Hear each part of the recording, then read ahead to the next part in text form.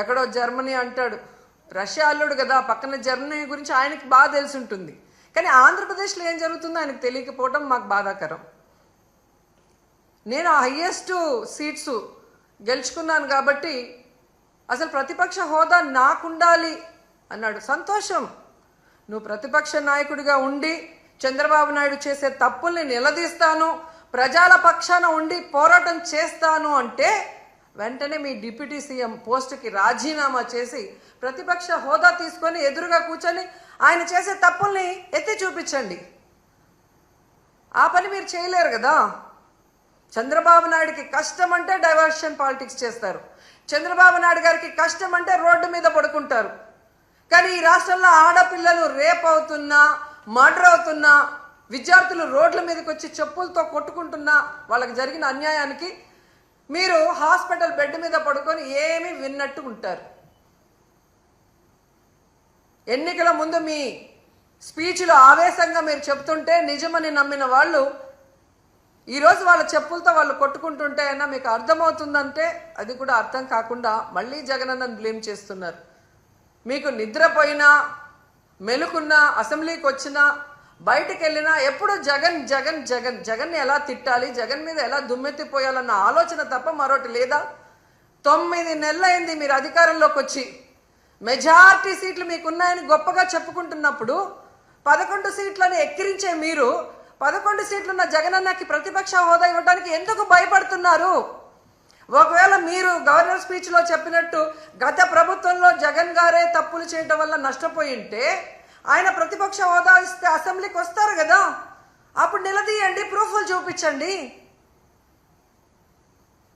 అంటే మీ పచ్చ మీడియాలో మీరు మాట్లాడే మాటలంతా కూడా అబద్ధాలు, కేవలం జగన్ని బ్యాడ్గా చూపించడానికి మీరు ప్రయత్నం చేశారు. అదే అసెంబ్లీలో అయితే ప్రూఫ్లతో కూడా చూపించాలి, అక్కడ జగన్ ఎంత మంచివాడు, ఈ రాష్ట్రాన్ని ఎంత అభివృద్ధి చేశాడు, ఈ రాష్ట్ర ప్రజలకు ఎంత వెల్ఫేర్ చేశాడు, ఎంత డెవలప్మెంట్ చేశాడో చెప్పాల్సి వస్తుంది. కాబట్టే ఈరోజు మీరు ఆయనకు ప్రతిపక్ష హోదా ఇవ్వటానికి నిరాకరిస్తూ మేకపోతు గాంభీర్యాన్ని ప్రదర్శిస్తున్నారు అనటంలో ఎటువంటి సందేహం లేదని కూడా ఈ సందర్భంగా తెలియజేసుకుంటున్నా.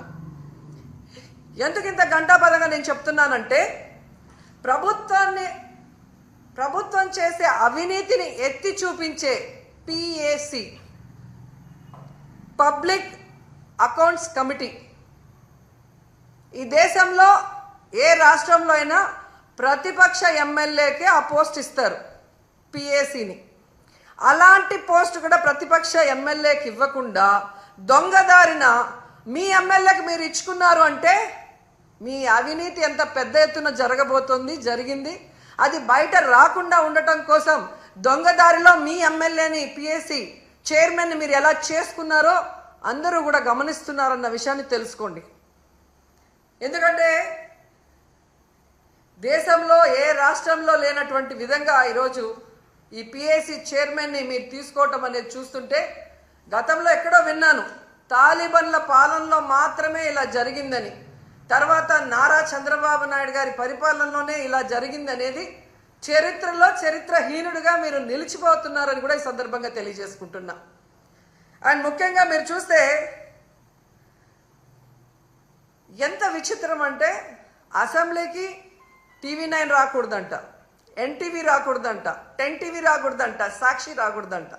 వీళ్ళకి భజన చేసే భజన పచ్చ ఛానల్లో మాత్రమే అసెంబ్లీకి రావాలి అనుకుంటున్నారు అంటే వీళ్ళ మీడియాలో వీళ్ళు వండి వార్చిన అబద్ధాలనే అందరూ చెప్పాలి, లేదంటే రానివ్వము అని వీళ్ళ రెడ్ బుక్ రాజ్యాంగం ఈరోజు మనకి స్పష్టంగా కనిపిస్తుంది. అంటే వీళ్ళు చేసే అవినీతి ప్రజల దృష్టికే పోకూడదు అని ఛానళ్ళని కూడా బ్యాన్ చేసే విధంగా ఈ రెడ్ బుక్ రాజ్యాంగంలో చూస్తుంటే అసలు ఈ రాష్ట్రంలో వీళ్ళని చేసే తప్పుల్ని ఎవరు కూడా ఎత్తి చూపించకూడదు, చూపించే వాళ్ళు ఎవరిని కూడా మేము సహించమనేది స్పష్టంగా అర్థమవుతుంది.